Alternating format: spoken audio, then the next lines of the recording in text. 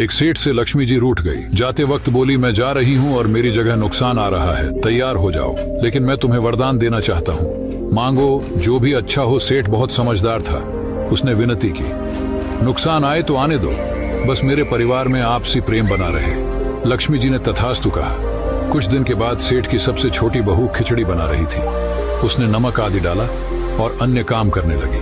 तब दूसरे लड़के की बहू आई और उसने भी बिना चखे नमक डाला और चली गई। इसी प्रकार तीसरी चौथी बहुएं आई और नमक डालकर चली गई। शाम को सबसे पहले सेठ आया और पहला निवाला मुंह में लिया। देखा बहुत ज्यादा नमक है, लेकिन वह समझ गया नुकसान आ चुका। चुपचाप खिचड़ी खाई और चला गया। इसके बाद बड़े बेटे का नंबर आया, पहला निवाला मुंह में लिया। पूछा, पिताजी ने खाना खा लिया? क्या कहा उन्होंने? सभी ने उत्तर दिया, हाँ खा लिया, कुछ नहीं बोले। अब लड़के में से सोचा, जब पिताजी ही कुछ नहीं बोले तो मैं भी चुपचाप खा लेता हूँ। इस प्रकार घर के अन्य सदस्य एक एक आए, पहले वालों के बारे में पूछते और चुपचाप खाना खाकर चले गए। रात को नुकसान हाथ जोड़कर सेठ से कहने लगा, मैं जा रहा हूँ। सेठ ने पूछा, क्यों? नुकसान बोला, आप लोग 1 किलो तो नमक खा गए, लेकिन बिल्कुल भी झगड़ा नहीं हुआ। मेरा यहाँ कोई काम नहीं। निष्कर्ष, जिस परिवार में सुख शांति है वहाँ कभी किसी चीज की कमी नहीं रहती। एक दर्जी के बेटे की स्कूल से जल्दी छुट्टी हो गई तो उसे अपने साथ अपनी दुकान ले आया।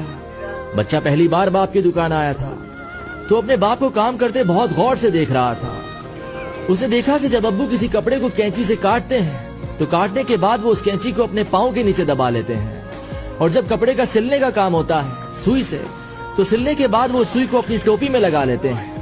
जब उसने बहुत बार ऐसा होते देखा तो उससे रहा नहीं गया और उसने अपने बाप से पूछ ही लिया कि पापा, मैं देख रहा हूँ कि जब आप किसी कपड़े को काट रहे हैं कैंची से, तो काटने के बाद उस कैंची को आप पैर के नीचे दबा लेते हैं, और जब आप किसी कपड़े को जोड़ रहे हैं सुई से, तो जोड़ने के बाद सुई को आप अपनी टोपी में लगा लेते हैं। ऐसा क्यों पापा?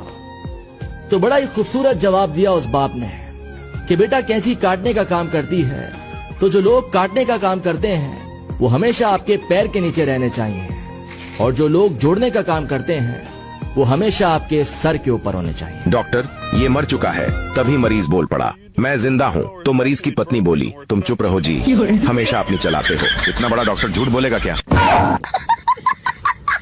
एक राज की बात बताऊं, माँ बाप के अलावा एक आपका बॉस ही होता है जो नहीं चाहता कि आपकी कभी तबीयत खराब हो। बात तो सही है।